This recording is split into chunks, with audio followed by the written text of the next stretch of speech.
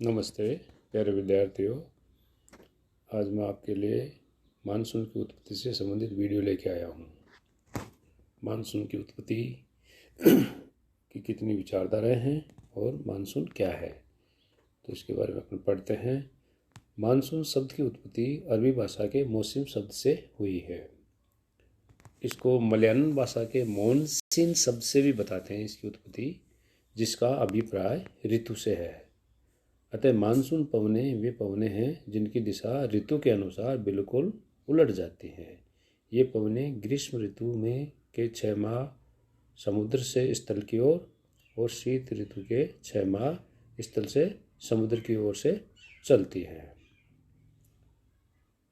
Monsoon का सर्वप्रथम प्रयोग अरब सागर में चलने वाली पवनों के लिए किया गया, जो ग्रीष्म काल में दक्षिण पश्चिम से और शीत ऋतु में उत्तर पूर्व की ओर से चलती है।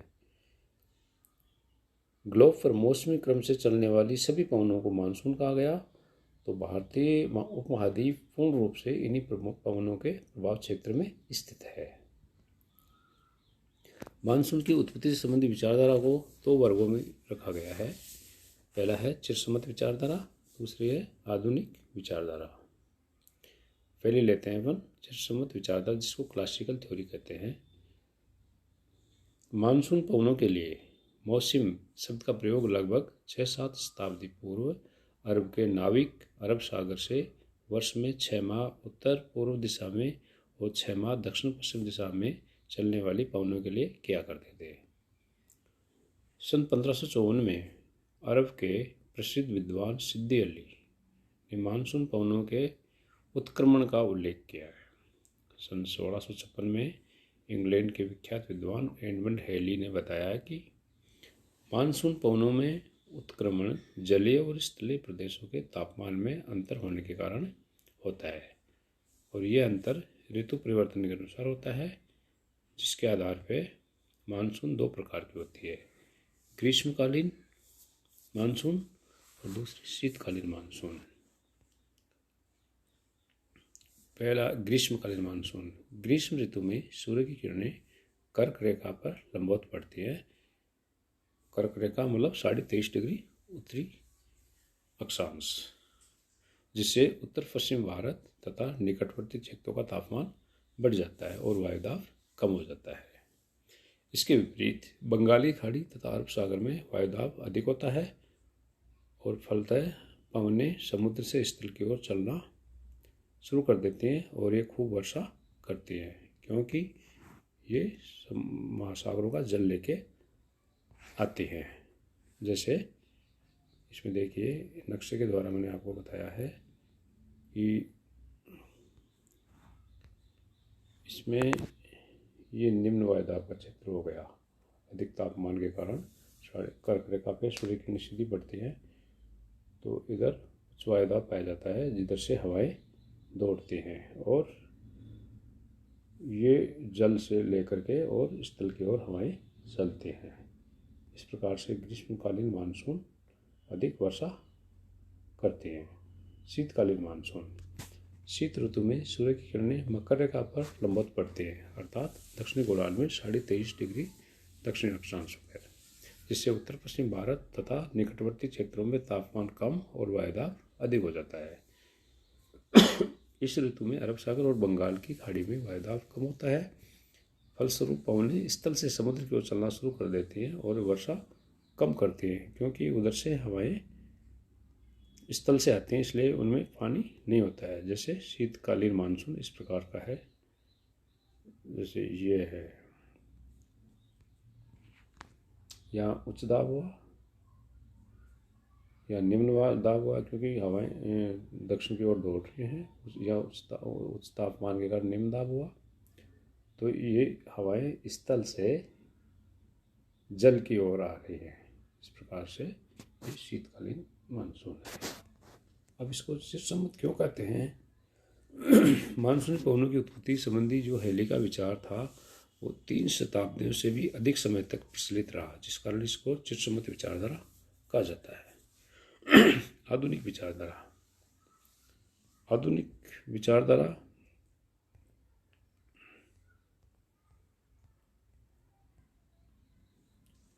के भी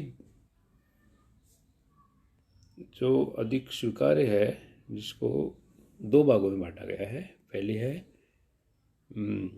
फ्लोन का गतिक सिद्धांत, जिसको वायुराशि विचारधारा भी कहते हैं, और दूसरा कहा जाता है जेट प्रवाह सिद्धांत। तो आज अपन लेंगे फ्लोन का गतिक सिद्धांत।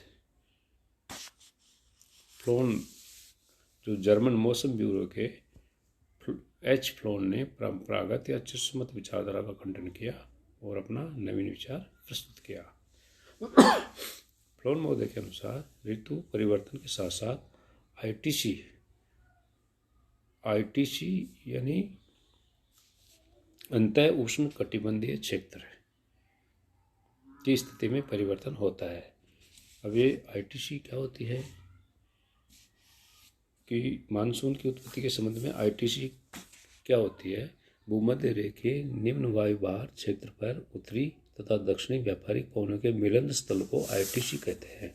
यानी भूमध्य रेखा के निम्न वायुदाब क्षेत्र पर उत्तर और दक्षिण व्यापारिक पवनों के मिलन बिंदु को आईटीसी कहा जाता है।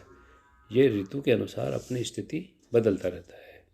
ग्रीष्म ऋतु में जब सूर्य कर्क रेखा पर लंबवत चमकता है तो आईटीसी उत्तर की ओर खिसक जाता है और इस प्रकार दक्षिणी पूर्वी व्यापारिक पवनें भूमध्य रेखा को पार करने के बाद उत्तरी गोलार्ध में प्रवेश करती हैं।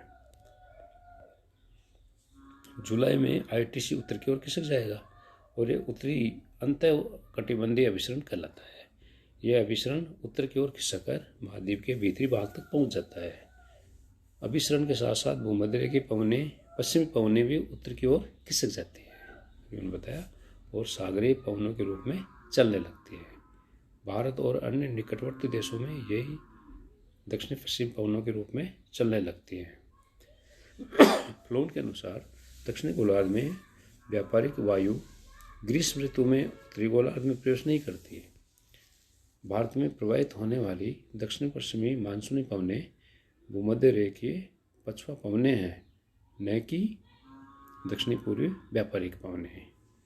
दक्षिणी पश्चिमी हवाएं विषुवत रेखीय निम्न भार क्षेत्र के उत्तर की ओर बढ़ आने के कारण अधिक प्रभावशील हो जाती है।